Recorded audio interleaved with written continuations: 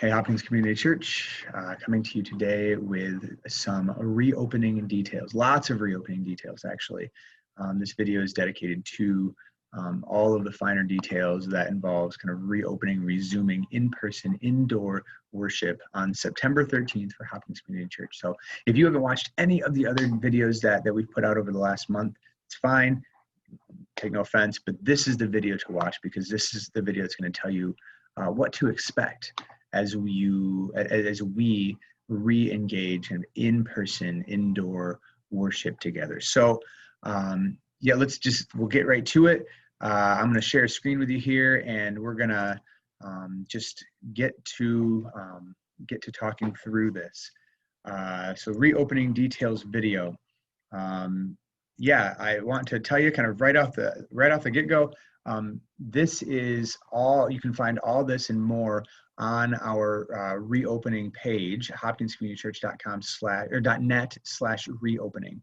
You can find all the details about kind of the phases of reopening that we're going to be doing, and updates about when those things are going to happen and what our target dates are for different things and so on and so forth. So, and you can check out our reopening document. It's a longer document, but it has all the details of everything, the way that we're going to do it and all that stuff. And you can check that out there, hopkinscommunitychurch.net/reopening. I also want to take a moment to just talk about the live stream.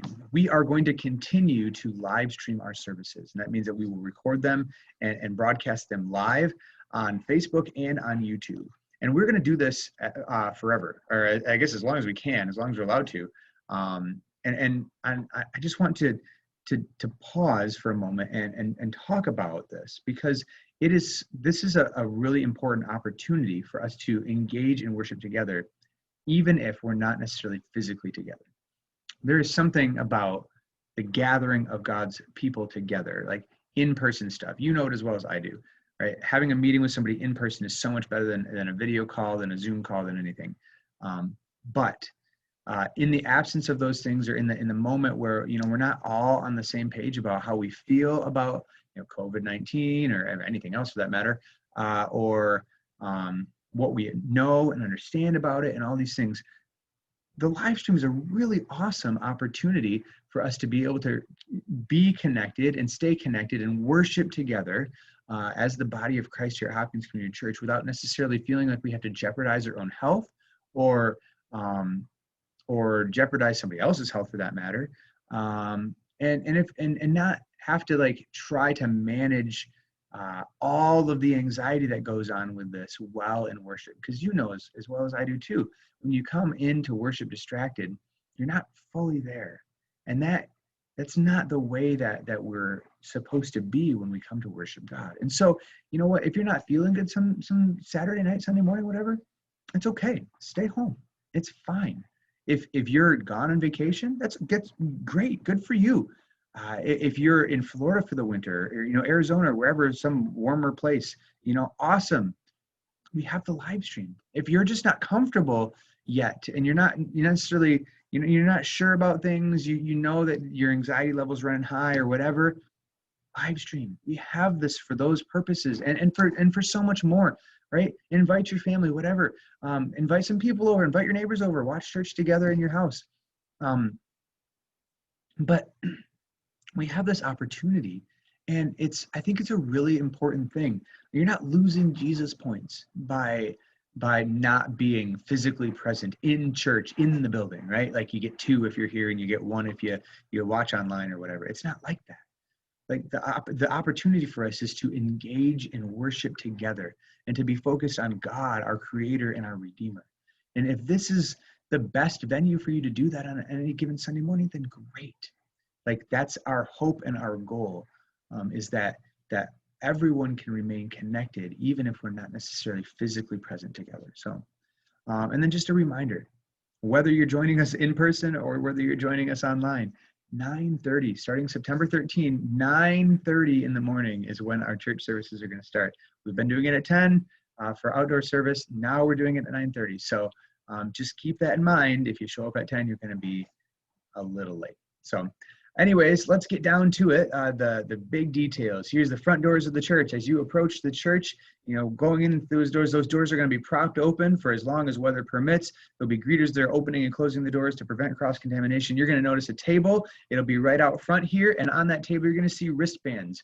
We, as a consistory, the leadership of Hopkins Community Church, have decided that we are not mandating masks, and that we're going to let people choose based on our feelings, what we think is best, and based on the results from the survey. There isn't really probably a perfect way for this, but this is the way that we're going to do it, the way that we've decided. And so not mandating masks, not mandating something kind of puts people at different levels of comfort. And for us to maybe better identify where I am at, for me to identify where I'm at, and for you to be able to identify where I am at, and so on and so forth, like for everybody around, these wristbands are going to be visual indicators for you of where you are at, and to kind of tell other people, and also for us to see where other people are at. So you can see some of the explanations here. We're not mandating anything, but if we could mandate something, it would be, please take a wristband. It will help other people, right? Instead of doing like the handshake, hug, oh, wait, I'm not sure thing, that dance, right? That instead of doing that, it'll just be a visual indicator. Hey, right, I have a mask on and I don't want to be touched. I'm wearing a red wristband today. Please keep your distance from me. Or green, I'm good to go, whatever, feel free to give me a hug or a handshake or something like that. Or yellow, somewhere in between there. Yeah, you can check out, so you can see the sort of descriptions there. You can see them on your screen, right? Hugs, high fives, whatever, handshakes with hand washing and then things. Yellow, elbows only, like an elbow bump or whatever, talking and so on and so forth, but maybe keeping some more distance. And red is masks on, 6 feet apart, no exceptions, following all of the CDC guidelines and so on and so forth. And we have a kind of special venue particularly for those who are wanting to wear the red wristbands and stuff. We'll talk about that in a moment. So just kind of hold on to that thought. We've kind of developed a special place in the church for that. So you come in, you're going to see this sign as well.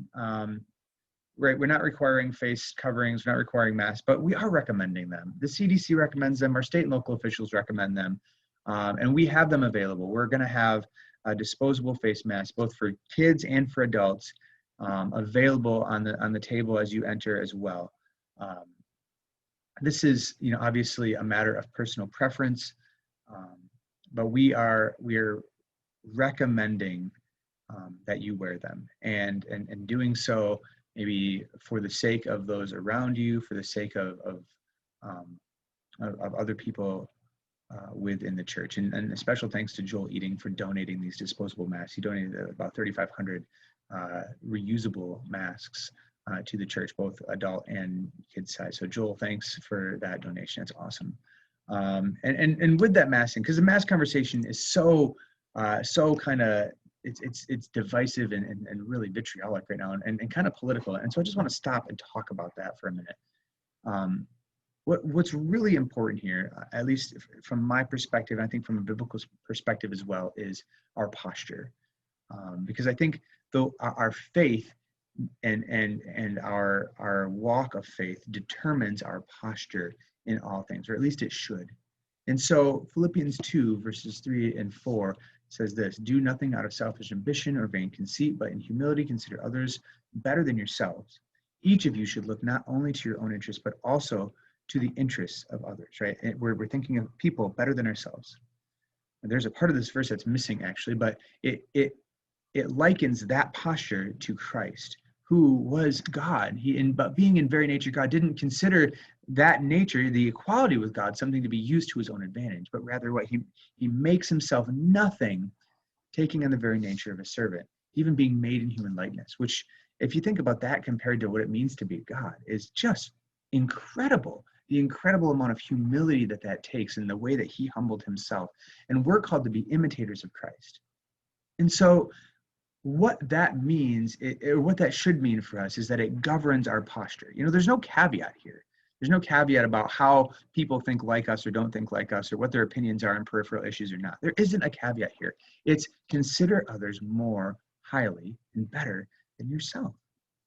And so this should inform the posture that we take as we come into worship all the time, and as we interact with each other, not just on Sundays, but as we interact with everybody throughout the week. That maybe my opinion matters less in this moment, and me being right matters less in this moment than me loving someone else well, or me taking on a posture of humility. So if you're wearing a green wristband and you're around somebody with a red wristband, maybe you put on a mask for their sake, right? Or maybe if you're a red wristband and you're looking at people that aren't wearing masks, that you're not judging them in your heart, or vice versa, right? I mean, it always goes both ways, right? It always goes both ways. There's a lot of people that could do more, and there's a lot of people that could do less, and there's a lot of thought process out there for why we do what we do, and so on and so forth. But how we do things in this moment is so much more important, in my opinion, than what we do.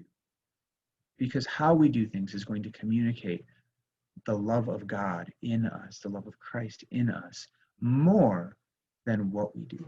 So I desperately want to encourage you to take this verse to heart and to prayerfully consider what this means for you as you come to church in whatever way you decide to come to church on September 13th, really on any Sunday, and as you interact with people on any day, but particularly when we come together as the body of Christ. That we do nothing out of selfish ambition or vain conceit, but in humility, we consider others better than ourselves.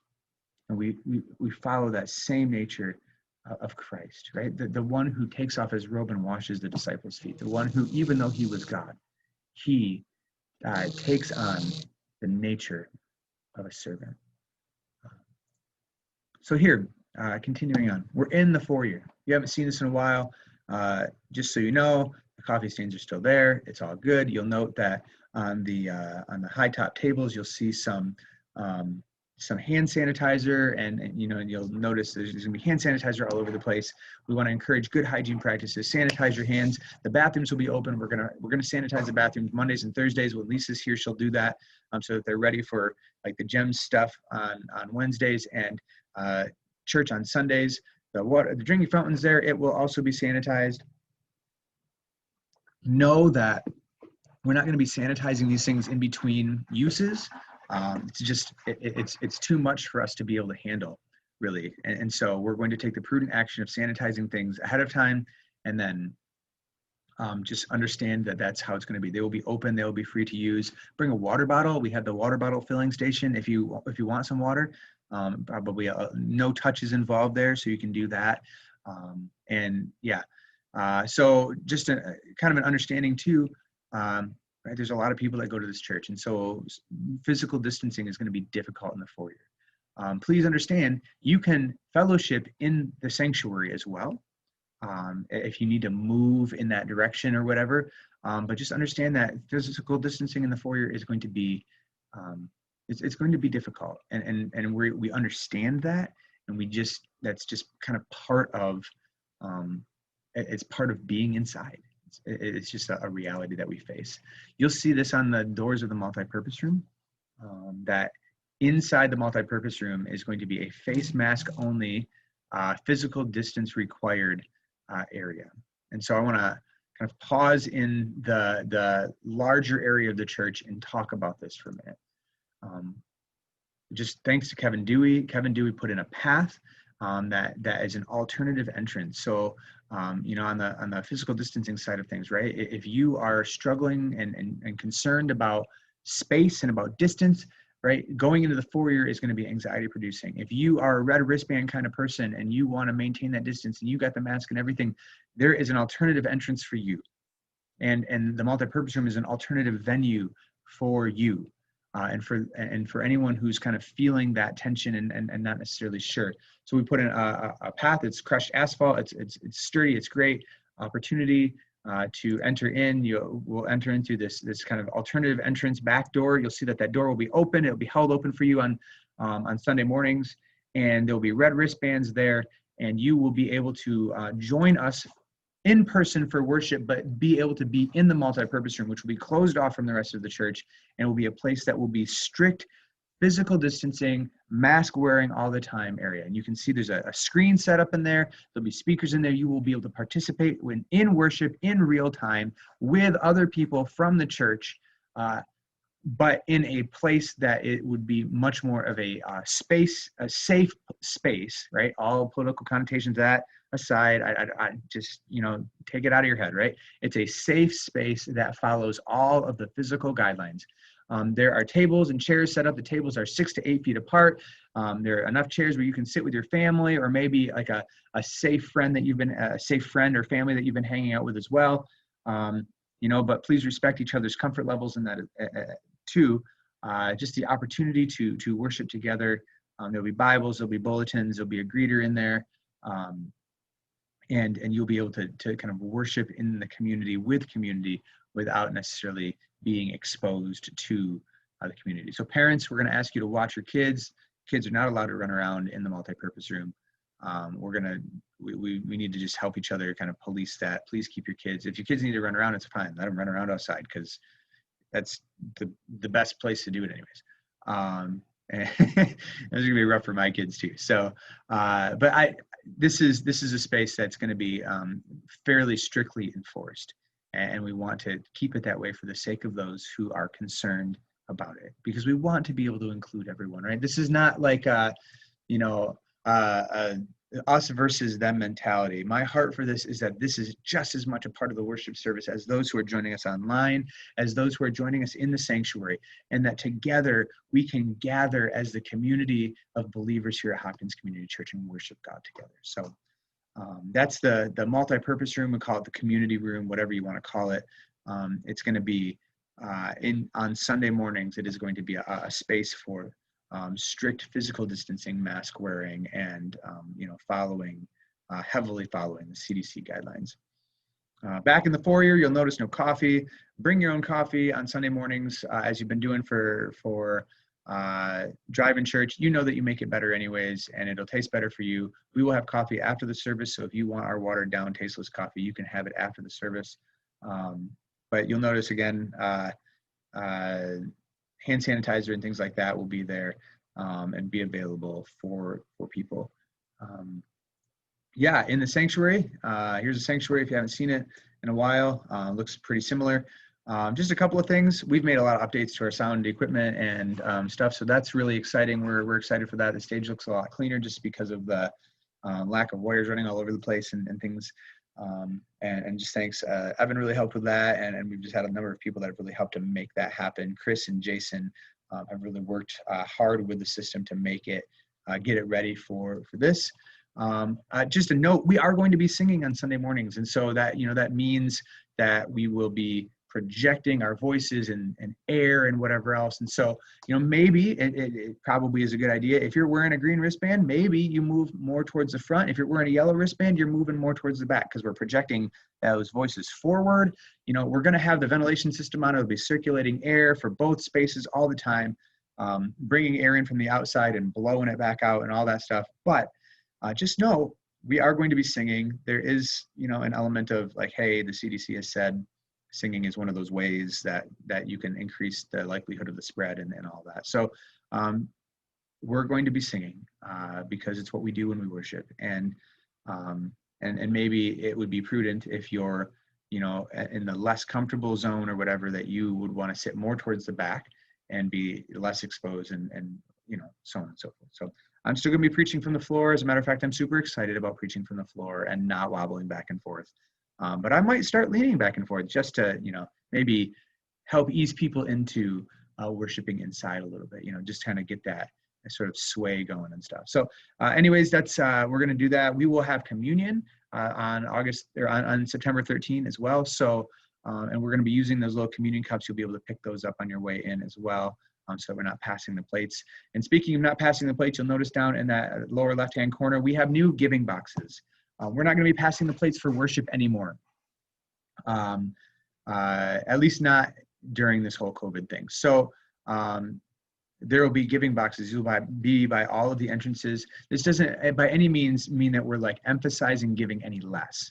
It just means that we want to decrease the possibility of spread by not passing plates.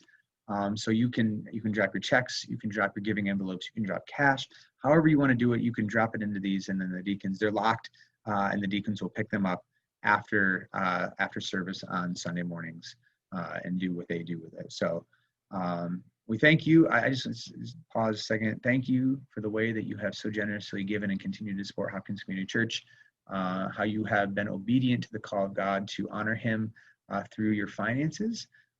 And man, I'm so proud of this church for the things that we've been able to do during this time when it's been really difficult. And I can't wait to tell you more about that on Sunday the 13th as well. It's been super great. And we have a lot to be excited about at Hopkins Community Church. So those are the giving boxes. There's the child little spot is available as well. And the nursery will be open. The TV will be on, streaming the service, just like in the multi-purpose room, same feed. I just want you to know we're not going to staff the nursery for the time being. And in phase 2 or perhaps later, we just got some more details to work out about that. If we're going to staff it, we want to do it right. But parents are allowed and welcome and encouraged, if they wanted, to use this room. The TV will be on. You'll be able to hear and see what's going on in the worship service as well. So yeah, that's kind of all of the details regarding the worship. The worship service. Yes, at the end of the worship service, we're going to do 2 songs instead of 1. This is a little bit different too, but what we want to be able to do is allow for people that maybe want to leave and don't want to leave in the kind of large volume leaving that we kind of typically experience. You know, if you've been coming here, you know that, you know, it's like church gets done and then there's a big line and there's no social distancing or anything like that, or physical distancing or whatever. If that makes you a little uncomfortable, we're going to do 2 songs so that you can have some time, people can have some time to make their way out first. And perhaps in doing so, we will be able to kind of minimize the large group confined lack of physical distancing thing. Finally, outside, there's going to be coffee and all of its tasteless, watered down glory. So you'll be able to grab some coffee after the fact. We're going to do fellowship time outside as much as we possibly can, just because it's better and it's outside, and quite frankly, it's still summery out, and we should be able to do this. We should do this as much as we can until such a time as the winter prevents us from doing it, or late fall or whatever. So I foresee this happening, you know, September, October, weather permitting. If weather doesn't permit, we'll work on figuring some other things out and work on those details as we kind of move along. So the only other thing too is we're going to ask that you please return your wristbands, because you and I both know that if I bring my wristband home, I'm going to lose it. And if you bring your wristband home, you probably won't, but that makes for 50%, right? A 50% loss at this point in time. And that over, you know, 3-4 weeks means we're going to run out of wristbands real quick. And we don't want to do that because we don't want to have to buy more. Quite frankly, we want to be good stewards of what we have. And the wristbands are cool, and eventually we won't need them anymore. And that's exciting. That's an exciting time to be thinking about. But right now we do. And so there'll be buckets, little green buckets by the doors. Just drop your wristband in there. We will sanitize them and have them ready for next week's youth. So that is kind of all. That's kind of a basic walkthrough of a given Sunday morning. Just so you know, we are going to be refining this. We're going to be refining this process over the weeks that we do this. So Monday morning, September 14, I'm going to be in contact with our hospitality team and with our security team and with our greeters and with our consistory folks that are going to be kind of working and staffing things, and say, all right, what worked? What didn't work? How can we make this better? And we'd love your feedback about it too. So we're working. I mean, it's not a perfect plan, but it's our plan, and it's what we've agreed as a leadership team to do. So looking forward to being with you in person, to being able to interact with you, and all that comes with that. So we'll see you September 13. I hope you have a blessed week. If you have any questions, get in touch with me, email, text, call, whatever. And we look forward to seeing you Sunday at 9:30. Blessings to you.